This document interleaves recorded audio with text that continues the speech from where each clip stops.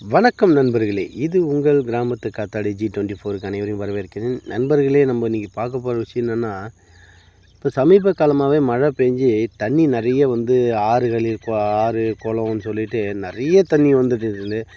இந்த தண்ணி போகிற இடம் பார்த்திங்கன்னா, செல்லிப்பட்டு பக்கத்தில் இருக்கக்கூடிய பெரிய பாப்பு சமுத்திரத்துக்கு நடுவில் இருக்கக்கூடிய ஒரு ஆற்றுப்பாலம் தான் இது.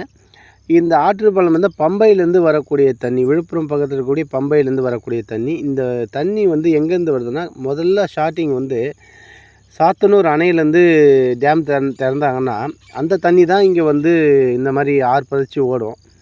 இந்த மாதிரி ஆர்ப்பரித்து ஓடக்கூடிய தண்ணீரை பார்க்க நம்ம நின்று வேடிக்கை பார்க்கலாமே தவிர, நம்ம இது ஆபத்தான விஷயங்களில் நம்ம ஈடுபடக்கூடாது. ஏன்னா இந்த மாதிரி தண்ணி போய் நின்று இந்த மாதிரி தண்ணி போயிடுச்சு நின்றுடுச்சின்னு சொல்லிட்டு குளங்கள்லேயோ ஆறுகள்லேயோ குளிக்கிறதுக்கோ இல்லை மற்ற எந்த விஷயத்துக்கோ இறங்கிறத கொஞ்சம் தவிர்த்துக்கணும். ஏன்னா புதுசாக எல்லா இடத்துலையும் பள்ளம் இருந்திருக்கும். அந்த பள்ளத்தை மீறி அந்த பள்ளத்து மேலெலாம் பார்த்திங்கன்னா மணல், முள் அந்த மாதிரி செடிகள்லாம் மூடி வச்சுருக்கோம். நம்ம தெரியாதனமாக அதை காலை வச்சுட்டு அதில் இறங்கிட்டோம்னா அதனால் நம்மளுடைய உயிருக்கு ஆபத்தாக முடியும். அதனால் சிறுவர்களாக இருந்தாலும் சரி, பெரியவர்களாக இருந்தாலும் சரி, ஆற்று பகுதியில் அணையில் குளிக்கணும்னு நீங்கள் நினச்சிங்கன்னா நீங்கள் குளிங்கலாம்.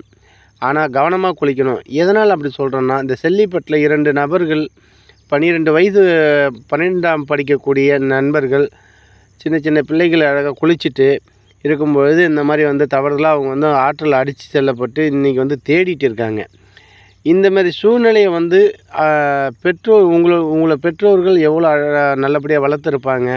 அவங்களுடைய மனசையும் நினச்சி பார்த்து நீங்கள் இதுக்கப்புறம் இந்த மாதிரி விஷயத்தில் நீங்கள் ஈடுபடுறத தவிர்த்துக்கணும்.